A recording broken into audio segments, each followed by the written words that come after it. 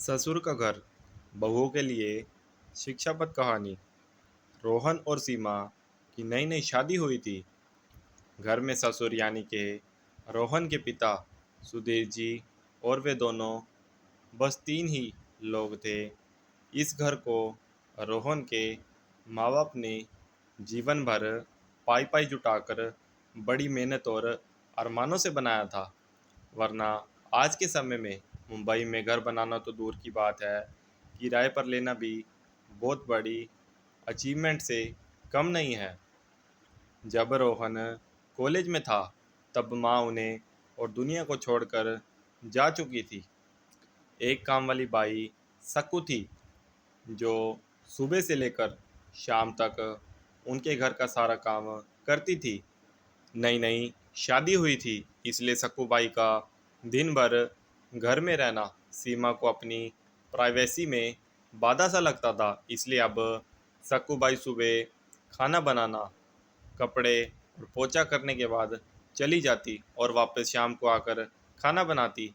सक्कूबाई की दोपहर की गैर हाजिरी से कई छोटे मोटे काम दिखाई देने लगे, जिनमें से ज़्यादातर काम बिना कहे सुधीर जी ये सोचकर कर लिया करते कि बहू को मदद हो जाएगी।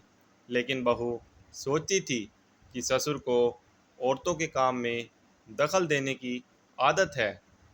एक दिन मौका देखकर सीमा ने रोहन से कहा, क्यों ना हम बाबूजी को वृद्धाश्रम में भेज दें। सिर्फ एक बार पैसा भरना पड़ेगा, हमें भी अपनी प्राइवेसी के बारे में ज़्यादा सोचना नहीं पड़ेगा। रोहन ने सीमा की बातों पर ज़्यादा ध्यान नहीं दिया।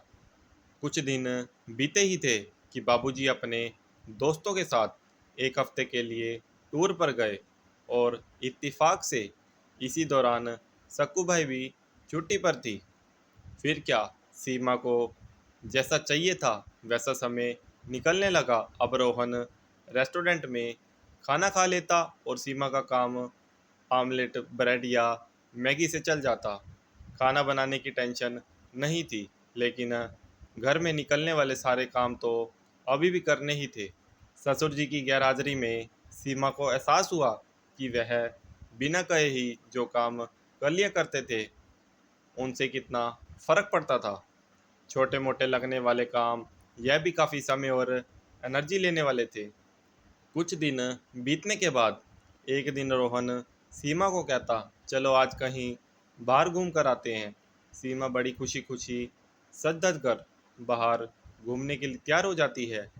रोहन सीमा को अपने घर से 4 किलोमीटर दूर एक चौल में लेकर आता है। एक आदमी रोहन के हाथों में एक चाबी देता है। रोहन उस चाबी को लेकर चौल के एक कमरे का दरवाज़ा खोलता है। कमरा खुलते ही 2 रूम वाले उस छोटे से अंधेरे से भरे घर के अंदर रोहन सीमा को लेकर जाता है और कहता है, कैसे लगा तुम्हें हमारा नया घर। हम अगले महीने से इसी मकान को भाड़े से लेकर रहेंगे और अलग अपनी प्राइवेसी का मज़ा लेंगे। अभी मेरी आमदनी के हिसाब से हम इसी को अफोर्ड कर सकते हैं। रोहन का यह व्यवहार सीमा के समझ में नहीं आया। वह चौंकते हुए कहती है, हमारे पास अपना इतना बड़ा घर तो है, फिर क्यों हम भाड़े से रहेंगे। रोहन उसे टोकते हुए कहता है, सोच समझकर बोला करो, वह घर हमारा नहीं है, वह माँ बाबू जी का है। तुम्हारे पास एक महीना है सोचने के लिए कि तुम्हें आगे क्या करना है। दोनों वहाँ से वापस अपने घर लौट आते हैं। पूरे रास्ते सीमा के दिमाग में तरह तरह के विचार चल रहे थे। माना कि यह घर माँ बाबू जी का है, लेकिन क्या हमारा इस पर कोई हक नहीं है। अगर तुम्हें हक समझ में आता है तो तुम्हें जिम्मेदारी भी समझ में आती होगी। सिर्फ हक के बारे में सोचकर और अपनी जिम्मेदारियाँ भूलकर स्वार्थी होना क्या भला अच्छा होता है। सीमा के पास रोहन के इस सवाल का कोई जवाब नहीं था। वह सोचने लगी कि उसने अपने क्षणिक सुख के स्वार्थ के लिए इतनी नीचे गिरकर ऐसी घटिया सोच अपने दिमाग में आने दी। उसे मन ही मन पछतावा होने लगा।